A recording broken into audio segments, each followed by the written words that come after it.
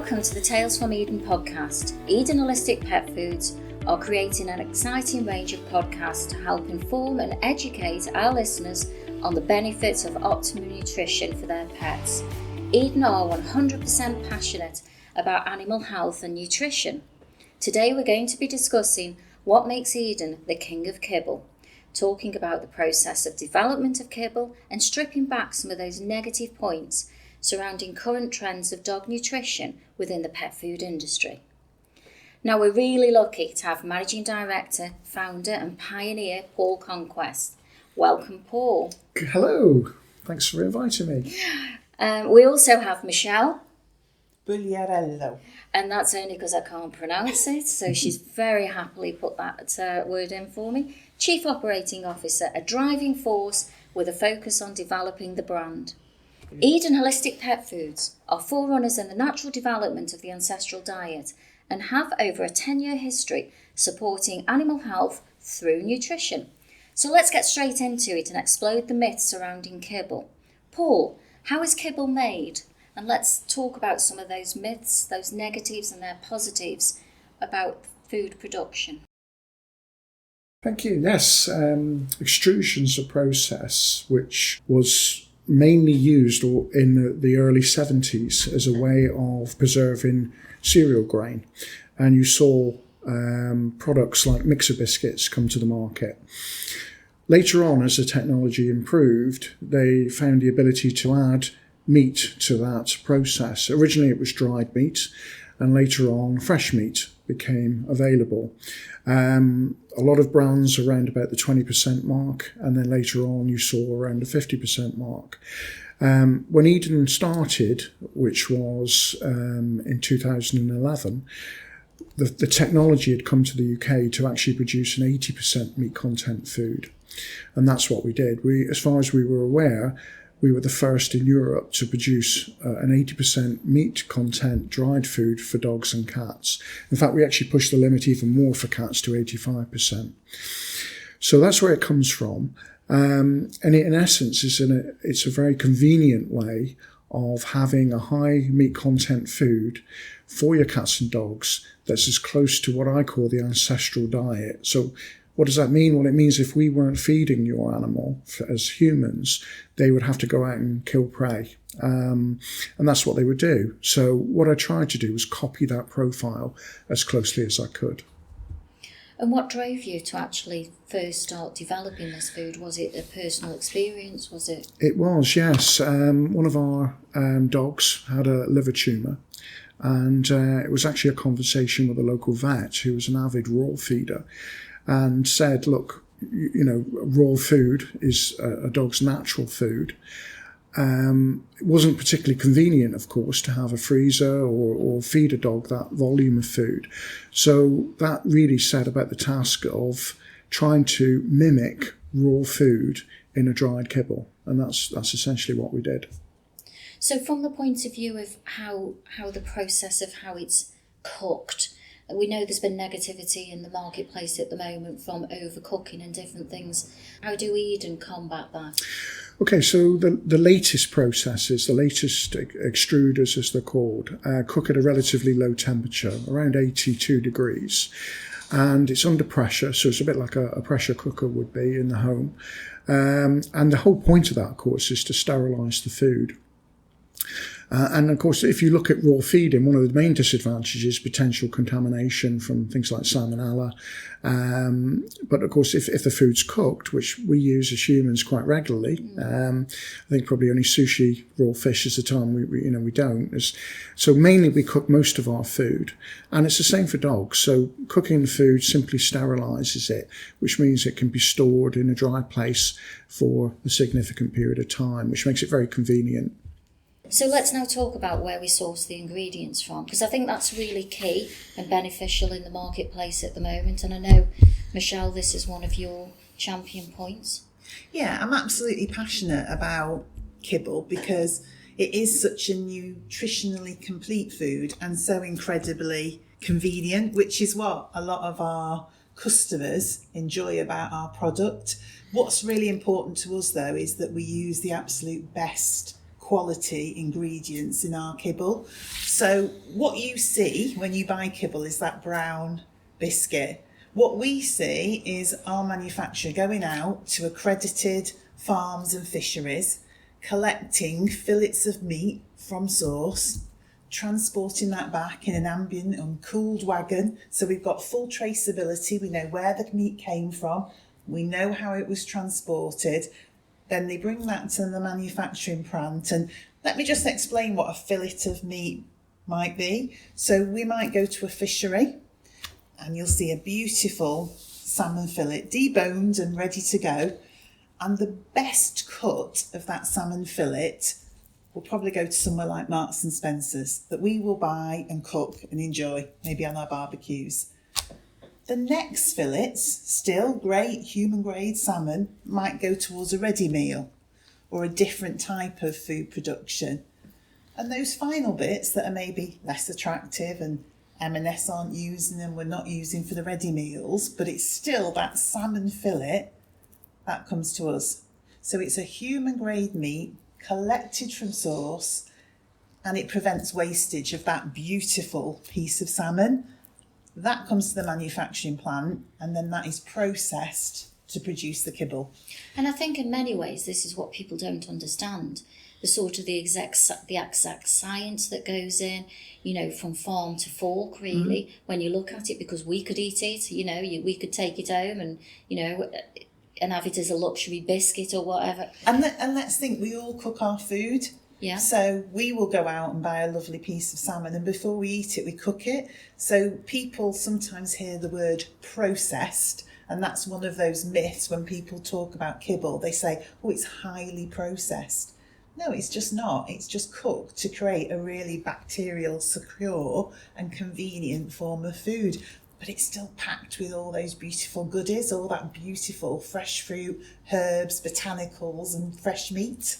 And when you think about it, when they talk about smell and when they talk about taste, there is a vast difference between your food and other kibbles. Definitely. Not all kibbles are the same. Yeah. We talk about this quite frequently, and one of the things that Paul educated me on is, as a customer, turn that bag of kibble around and have a look at what those ingredients are, because you have to put those ingredients on the back of the packaging, percentage by weight. So if it says meat, chicken, fish, beef, venison first, that's full of meaty goodness. If it says rice or white potato, it's a lower quality kibble.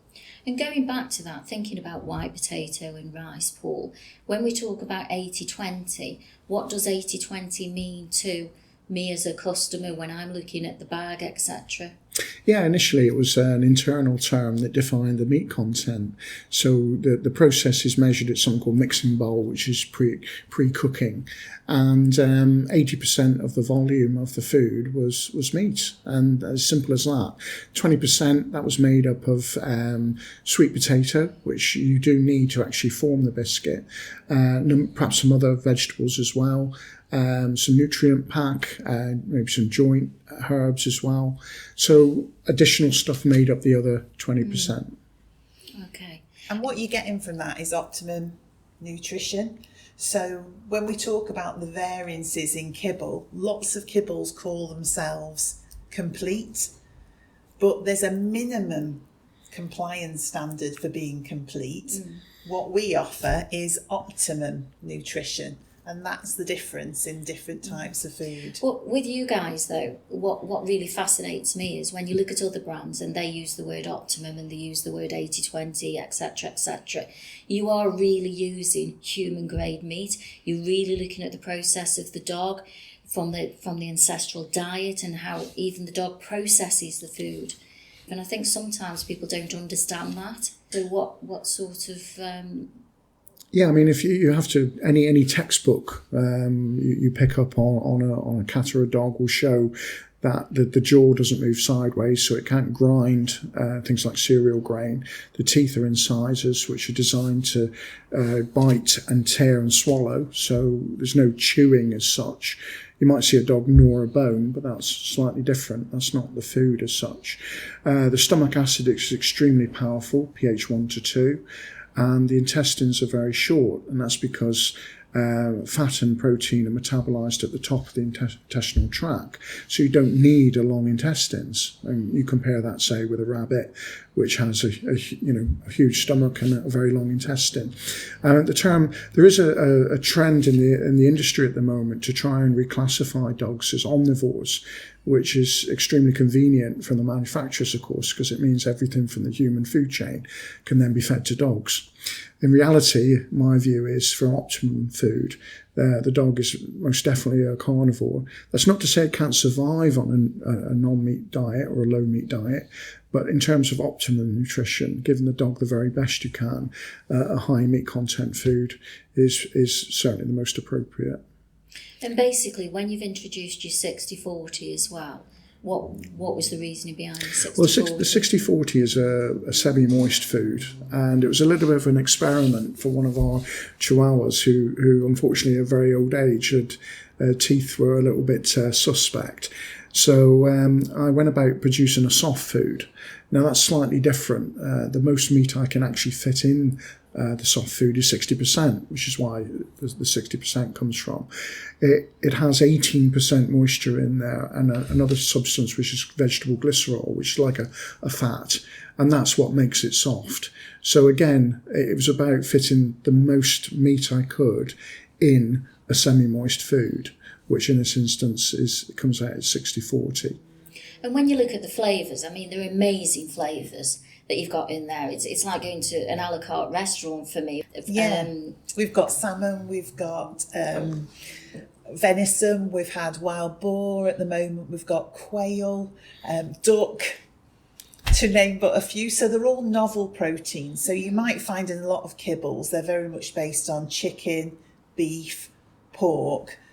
We're using the very best meats, and a lot of those are lean meats as well, which are really beneficial to the pets. Yeah, there's also some logic. The original brand was chicken and fish. That's what we started with.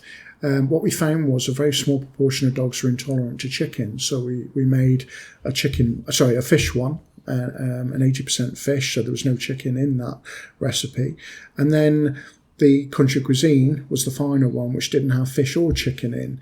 So from an exclusion diet, although you're not using single proteins, you could give a diet that excluded certain proteins if you wanted to. So there was some logic in the recipes that So followed. like you say, from the ingredients, you are giving the optimal in botanicals and nutrients, essential nutrients, from the meat content, really going back to how the dogs have developed over time as well, and their essential diets. And also, when I came into the business, I didn't understand nutrition as Paul did. I mean, spent a huge amount of time and thought developing a food specifically based on the anatomy of dogs. Went to the very best manufacturers that have their own nutritionalists, laboratories that check the safety of the food. For me, as a normal consumer, I just wanted a food that was packed full of beauty, almost like I could say I was going to a supermarket to prepare a meal for my dog. What would I be choosing? I'd be choosing duck and rabbit and wild boar and pheasant and salmon. I'd want really gorgeous apples and cranberries and blueberries in there with some botanicals as well. I'd want it to smell and taste delicious. You're getting all that, but in a little bite-sized kibble that you can store conveniently. And when you put it in that bowl every single day, you know that dog is getting a complete and balanced meal, which for me is perfection. But there's a food for everyone. Some people love raw, and if they know what they're doing with raw and they can balance that diet and they can keep it safe and stored correctly, brilliant. Some people might feed a wet food, but to us, kibble is optimum. And we sell premium kibble. But the interesting thing about premium kibble, because it's packed full of goodness, you feed less, which is another interesting part of our food. And also, I am going to have to bring up the poop bit. I'm very sorry, I'm going to have to bring it up because we've had so many conversations in the past about carrots. Now, I'll have to say, I used to feed my dog raw. You know, I've been on holiday and gone into the back of the car and it's been a bloody mess. And the mess has been a bloody mess, I can tell you, because the backs leak, you know, once it starts defrosting, etc. And also, when you put a carrot in your dog, whatever size it is, and not that I go around looking at poop all the time, but it comes out the same size. So, you know, they're not processing the nutrients as much. No. And Paul will take you through the technicals of that. But just from a customer perspective, you know, our customer care team would tell you that one of the biggest conversations they have on a daily basis is poop. And what goes in has got to come out. And if you feed a great quality food that you're feeding less of, and the dog's drawing on all that nutrition, less comes out. It's not as smelly. Yeah, the term is loose fibrous stools. So if you're feeding a cereal grain, if you think the intestines of the dog are that short, basically it just passes through. So you see large and fibrous stools. Over a period of time, obviously when you move to a meat-based diet, you would really want to do it over a number of weeks. It's not something you would do instantly. You might have a little bit of loose stools as the dog readapts to the meat. But then what you find is you have very small, hard-formed stools because the dog's absorbing the nutrients. And it's very interesting, and I'm certainly not making any claims, this is purely anecdotal, that when we started, a lot of our customers had dogs that were poorly. And on going on to the food, their health significantly improved, and that's just purely me, looking at the feedback, looking at the calls that we had. Even to one point, and I actually don't cry very often, but it was quite emotional. It was a handwritten letter from a lady who was just about to have her Cavalier put to sleep, and they found our food. The dog went on the food, and bounced back to life again and lived for another 6 months. And this letter was thanking us for that 6 months of extra life that the dog had. So again, I'm not making any claims, to make that clear, but certainly the feedback we get from customers is that the health of the dog is significantly improved over a very short period of time. But if you look at nutrition in general, and I'm no nutritionalist in any way whatsoever, you know, when sort of people are saying about feeding, about fresh vegetables, about botanics, about nutrients, about eating the best meat and it being free range and different things. Actually, you're doing that just standard as a brand, really. That's right. It was about what would a dog eat if it wasn't for humans? What's its natural profile of food? And there was a study in America for feeding zoo animal carnivores. And what we did, we copied that as close as we could, and produced a food with a similar profile. It's not perfect, but it's as close as we could get. And that's really as simple as it is. It's just feed what a dog would normally eat in the wild. Now, another thing that's out in the industry at the moment, and we've got to talk about it, it's on all the adverts, and we've alluded to it earlier, that if you put a bowl of wet food or if you put a bowl of raw food there and you put a bowl of a kibble, you know, the dog isn't going to go towards the kibble. What do we feel about it? I know what I feel about it. What do you feel about it? Well, again, I haven't seen those experiments. I mean, raw, I think generally it's what the dog prefers. So there's no doubt that a raw diet is a natural diet. But it's very difficult to actually get that right from an owner's point of view, because there's no guarantee what the nutrients in that meat is.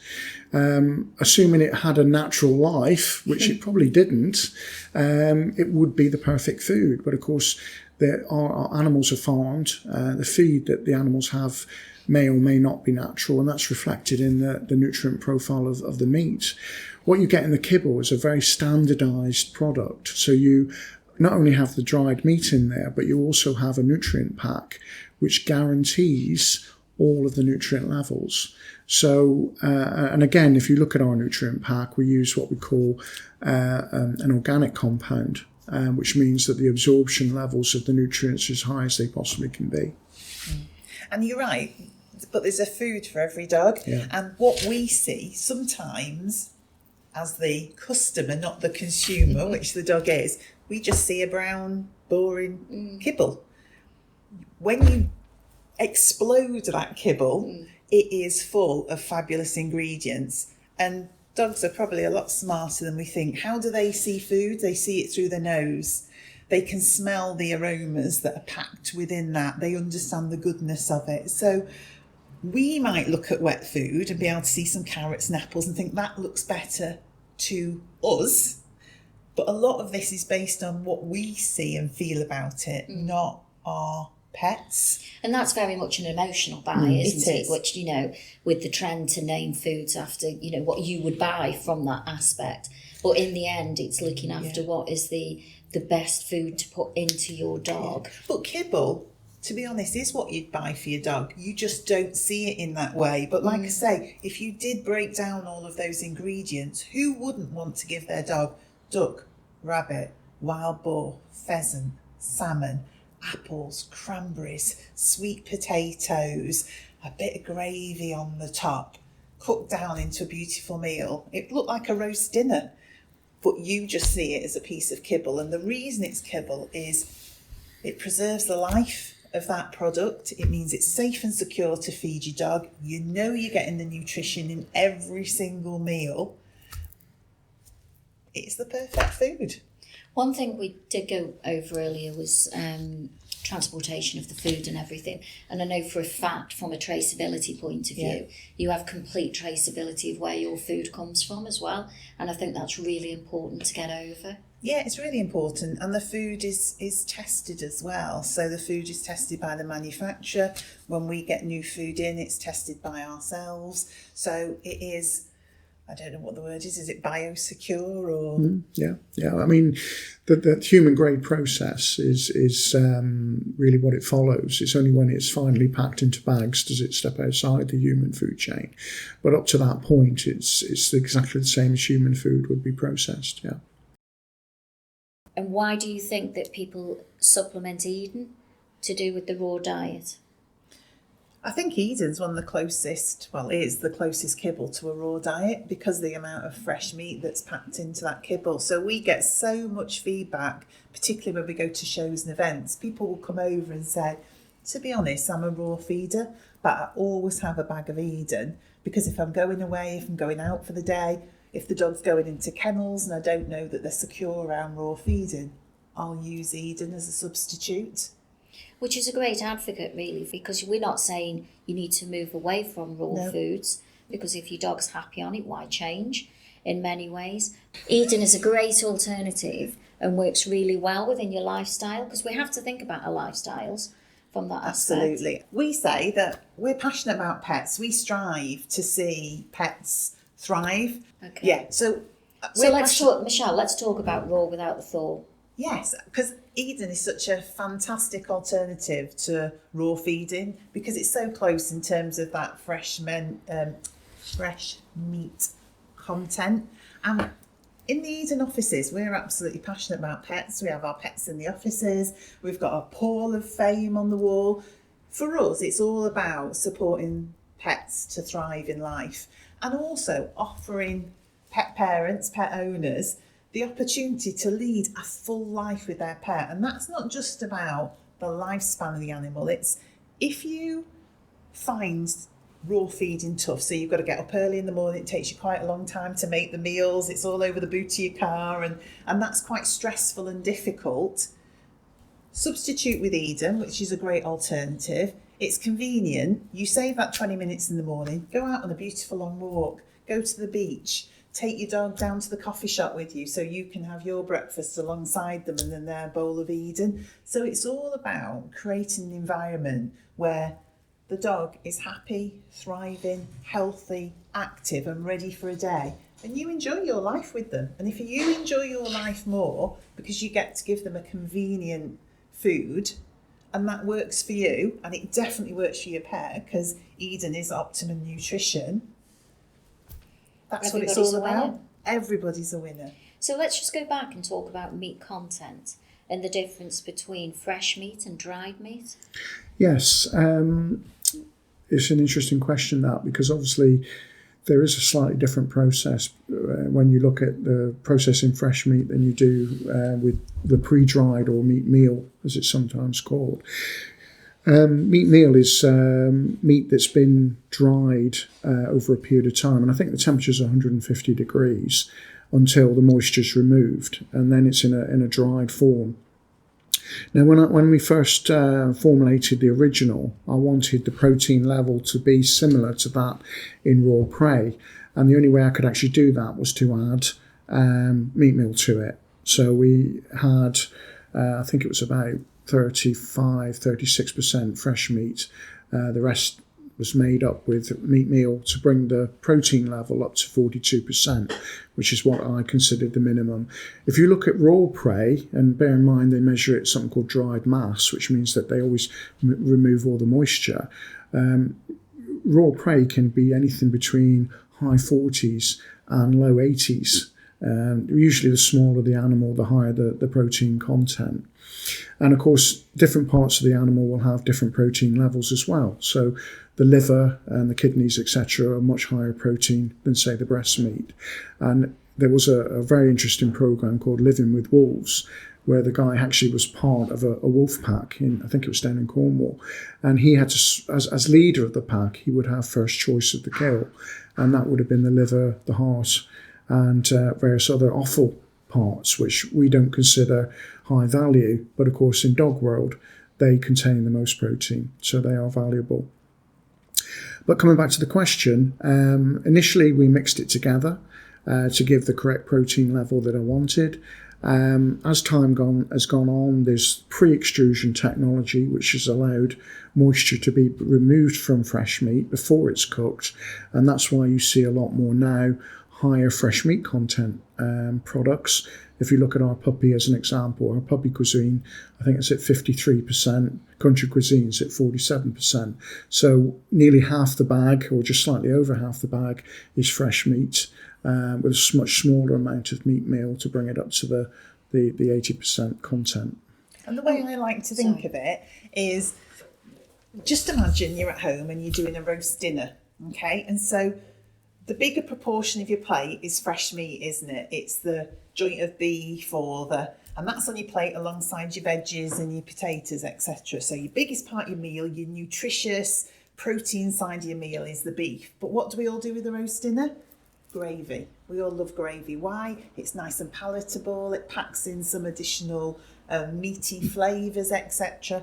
That's a dried meat that we then rehydrate and add on to our roast dinner. So I like to think of the highest proportion of that meal should be your fresh meat, which Eden is, but we top it up with dried. And a lot of people, there's a lot of bad publicity around meat meal or dried meat. Again, be educated when you look at your bags. Turn that bag around.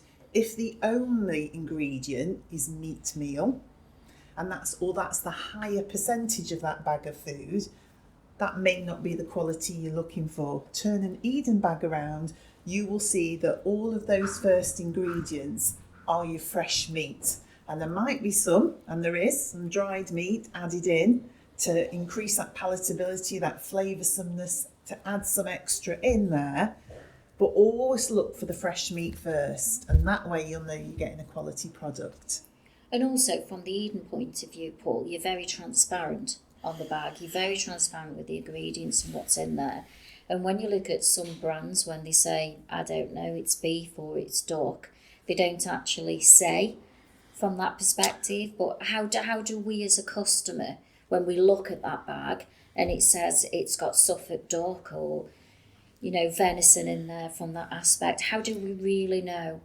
Okay, it's a good question. And again, when the original bags were designed, there was a very interesting dialogue about why not list the menu on the front of the bag. And that's essentially what we've done. We've put the main ingredients on the front so you can see what's in there.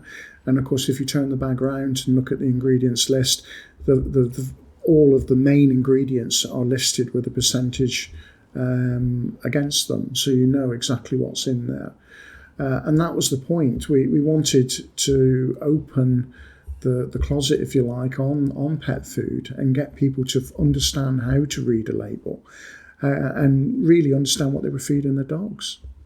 Now, times are difficult at the moment, as we all know, and the cost of dog food, the cost of any food, of putting a meal on the table for family is important. How do we feel about the relationship between the cost of Eden and other? I think you've got to include the volume of food that you're feeding. So the price per meal is really what you're looking at. Now, don't get me wrong, Eden's never going to be cheap. It's if you only have to look at the ingredients to understand why. But even then, we're still, in some instances, cheaper than similar brands with less meat in. Which is a testament to us keeping the price point as reasonable as we can.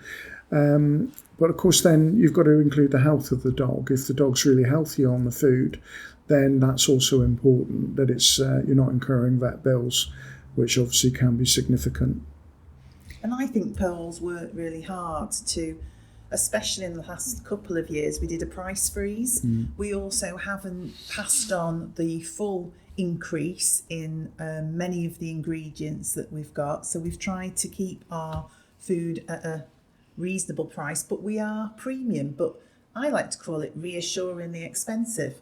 Let's be honest, you do get what you pay for. But if you have a look at a bag of our food, say for example a 12 kilogram bag of our original food, the outlay when you initially buy it feels high to some customers, but say you've got a 10 kilogram adult dog, you're actually only feeding 139 grams of that food a day because of the nutritional content. So that means on a daily basis, you're paying about 96p for that dog's food. Now, compare that to some of the personalised wet foods that are hitting the market at the moment.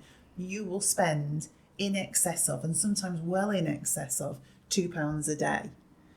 So I think in terms of value, it's reassuringly expensive, and it should be, because the ingredients are fantastic. The food security is fantastic. The provenance, the traceability, the manufacturers we use are premium. It ought to be expensive, but at the same time, because it's so packed with nutrition, the cost per day makes it affordable for most people, and you get a really happy, healthy pet.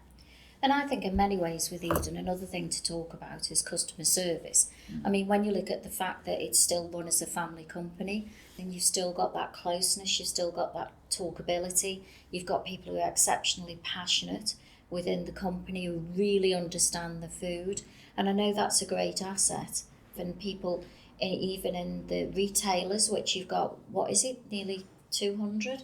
Oh, many more than that now. Yeah. So throughout the country, hopefully we're going to go international. Keep pushing forward. Well, we are. We do export. Yeah. We export into Europe. We also have some customers in Thailand, and I think that market's becoming even greater. Yeah.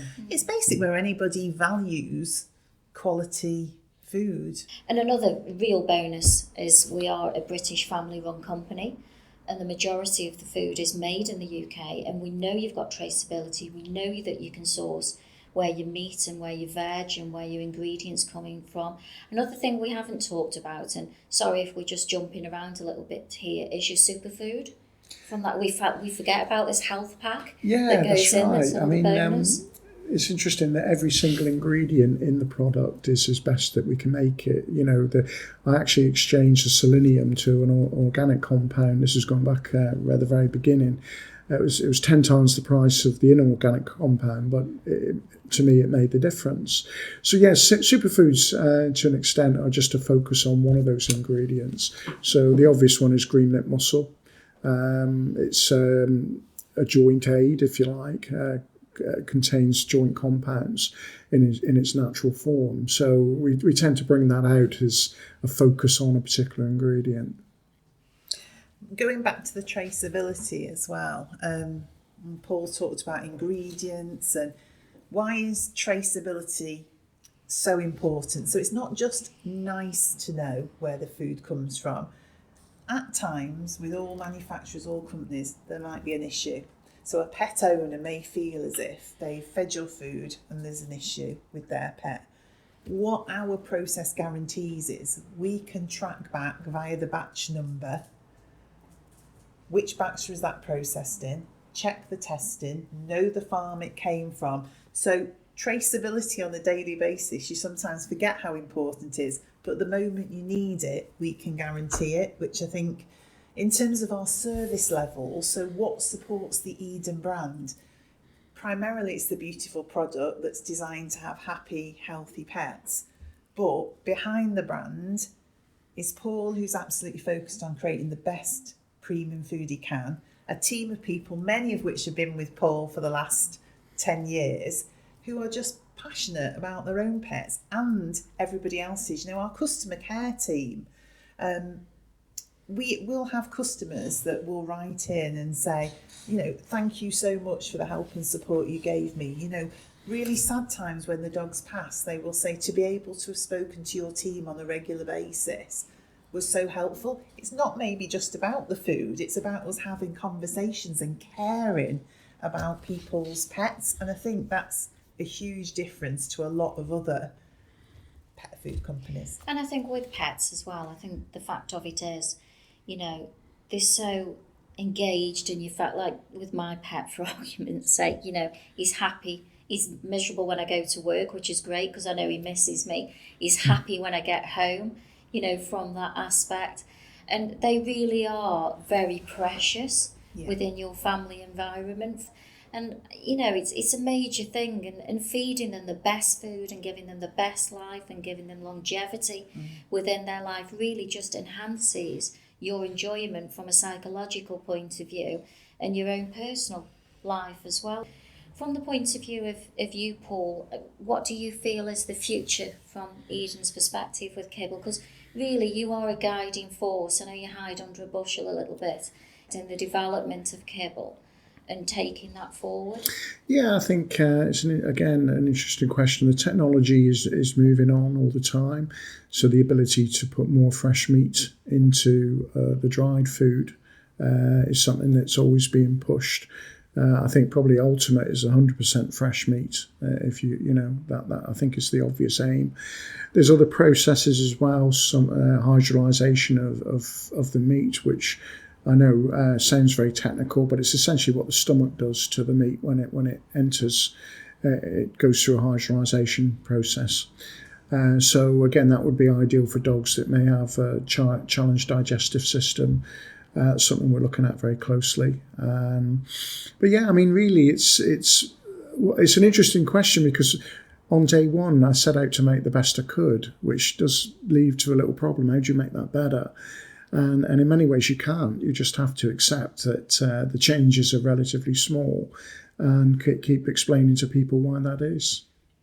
And Michelle, I know you've been championing recently the launch of your tongue-tying treats, with the launch of your venison and sage, triangle tasty training treats, and lamb, cranberry and mint succulent sausages. Succulent sausages. Oh, well, there you go. And do you want to add a bit in it? We'll do another podcast about treats, etc., and the value of those in the future, but that's something that you've been working on. And I think that is part of the growth of the brand. So how do we take the ethics and the philosophy of quality kibble into other food ranges like treats, like our wet food, like maybe creating broths and toppers, but it's always carrying through the fundamental ancestral diet packed full of meat. How do you move that forward? Because people do look for alternatives, and we may want to make sure that if somebody wants an alternative, we can offer them the food that they're looking for. So we keep our ear close to the ground in terms of what our customers are saying. We've got lots of great ambassadors. Obviously, people ring in on a daily basis. So we're always listening out for what do our Eden customers want next from Eden. And I will mention, because we've talked a lot about dogs today, there's 13 million dogs in the UK, but there's 12 million cats. You know, so we've got a really exciting new cat kibble coming out in the next few weeks. Which again mirrors this desire to make a food that's in tune with the cat's requirements, which are very different than dogs. If you think about things like hairballs, some of the urinary tract issues cats have, we've taken that same philosophy. Let's make a really brilliant cat kibble. And that'll be podcast 2, which we're very excited about from that aspect. I know that you guys have been to a cat cafe today. We have, yes. To experience that. So that'll be something that we'll be featuring in podcast 2 as well. Definitely. Well, I think it's been great today, and I'd just like to thank both of you. Hopefully we've distilled the myth from the kibble perspective, when you look at nutritionalists, when you look at the behaviourists that, you know, and the ambassadors that you carry. If people can revert to the website and follow from www.edenholisticpetfoods.com, and then we'll speak to you again in the future. Brilliant, thank you. Thank you very much.